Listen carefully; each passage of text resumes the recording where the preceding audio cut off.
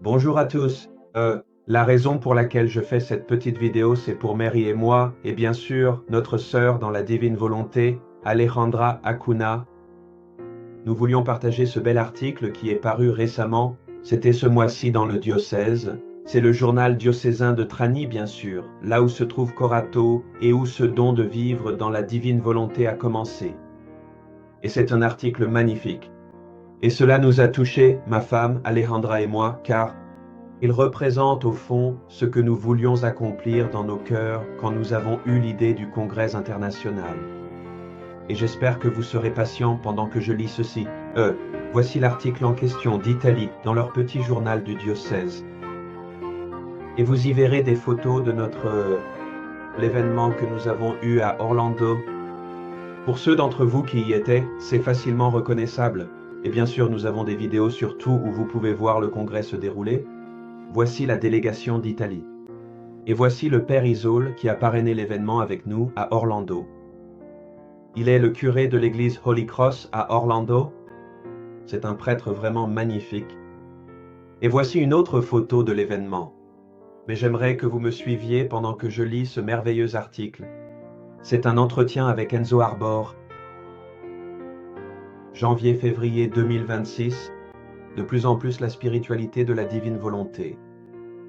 Entretien avec Enzo Arbor, président de l'association Luisa Picaretta, petits-enfants de la divine volonté, à l'occasion du premier congrès international Unité dans la divine volonté, dédié à la servante de Dieu Luisa Picaretta, tenu à Orlando, en Floride, aux États-Unis, du 31 octobre au 2 novembre 2025. Quelles étaient les raisons de célébrer le premier congrès international Unité dans la divine volonté? Le premier congrès international, Unité dans la divine volonté, dédié à la servante de Dieu Luisa Picaretta, est tenu à Orlando, en Floride, aux États-Unis, du 31 octobre au 2 novembre, est né d'un besoin spécifique: promouvoir l'unité entre les nombreux groupes, communautés et associations du monde entier inspirés par la spiritualité de la divine volonté. Au fil des ans, cette spiritualité s'est largement répandue, mais souvent de manière spontanée et non coordonnée. Cela a généré des différences de méthode, de formation et, parfois, une interprétation erronée des écrits de Luisa, textes d'une grande profondeur théologique et au langage mystique. Le congrès a donc été conçu comme un événement capable d'offrir un espace de communion, d'orientation et de formation partagée en pleine obéissance à l'Église.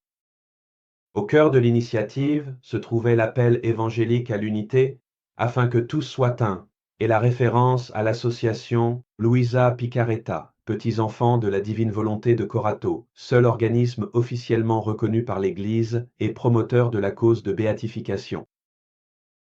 De notre diocèse, qui a participé et quel était le nombre de participants venant des États-Unis, d'Europe ou d'autres continents?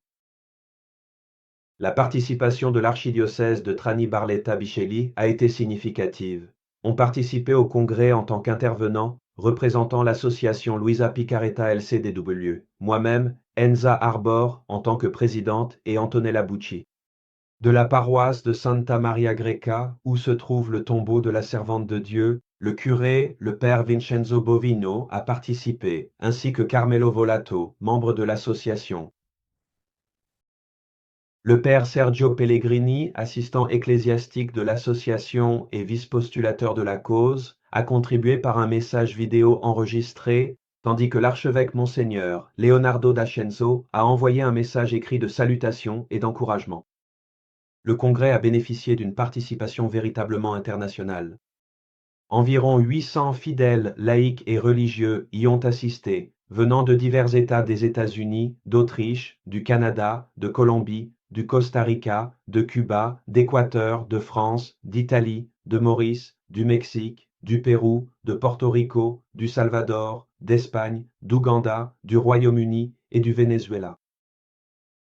Au-delà des chiffres, ce qui a marqué, c'est la dimension universelle de ce rassemblement, signe concret d'une famille spirituelle unie dans la divine volonté et désormais répandue dans le monde entier. De quoi a-t-on discuté pendant les travaux du congrès? Pendant les 3 jours, il y a eu une adoration eucharistique perpétuelle, alternant avec des moments de prière, de formation, de réflexion et de célébration eucharistique. La présence de son Excellence Monseigneur John Gerard Noonan, évêque d'Orlando, qui a présidé la célébration le 1er novembre, a été particulièrement significative. L'importance de la lecture du livre du ciel a été réaffirmée, indiquée comme une source de croissance spirituelle. Les différents intervenants ont mis l'accent sur 3 éléments fondamentaux du cheminement dans la divine volonté. La formation continue à travers les écrits, la connaissance de soi comme chemin permettant à la volonté humaine de laisser place à la divine volonté, et la pratique des rondes. L'importance évangélique du témoignage de vie et de l'unité a été soulignée afin que tous soient un. C'est à leurs fruits que vous les reconnaîtrez. Matthieu 7, 16. Un point central des débats a été la clarification concernant le procès de béatification de Luisa Picaretta et la publication de l'édition typique et critique des écrits confiés à l'association de Corato sous la supervision de l'archidiocèse. Il a été souligné que cette édition est nécessaire pour une compréhension correcte du message et pour assurer la fidélité au magistère. Quelles perspectives se sont ouvertes à partir de cette assemblée concernant la spiritualité de la divine volonté? Du congrès d'Orlando, d'importantes perspectives s'ouvrent pour l'avenir de la spiritualité de la divine volonté. Surtout, il en ressort un appel à croître dans l'unité mondiale. Les groupes sont invités à se connaître, à collaborer et à marcher ensemble en communion avec l'association Luisa Picaretta et avec les pasteurs des églises locales. L'unité est donc comprise comme le partage d'un chemin commun dans la fidélité à l'Église. Le Congrès a également renouvelé l'importance d'une formation partagée, fondée sur l'édition critique des écrits comme point de référence sûr pour éviter les interprétations subjectives.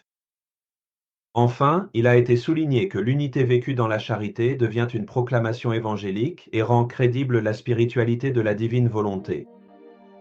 Le congrès d'Orlando marque le début d'une nouvelle phase dans laquelle la grâce reçue se traduit par une responsabilité et une mission partagée pour le bien de l'Église et pour le chemin vers la béatification de Luisa Picaretta, favorisant une conscience plus profonde de la dimension missionnaire de la divine volonté, non seulement comme expérience personnelle, mais comme proclamation et témoignage dans différents contextes culturels, en communion avec l'Église universelle. Waouh! Je voulais juste partager cela avec nos groupes là-bas, avec toute notre belle famille, ici, cet article merveilleux sur le congrès, ce qu'il a signifié pour l'association, ce que signifie mon union avec Alejandra et ce que j'espère qu'il signifie pour vous tous. Et surtout tous ceux qui y ont assisté et qui peuvent participer à ce congrès, pas seulement ceux qui étaient présents, mais aussi à travers les vidéos et les présentations que nous avons sur le site. Merci beaucoup à tous d'avoir été patients pendant que je lisais cet article.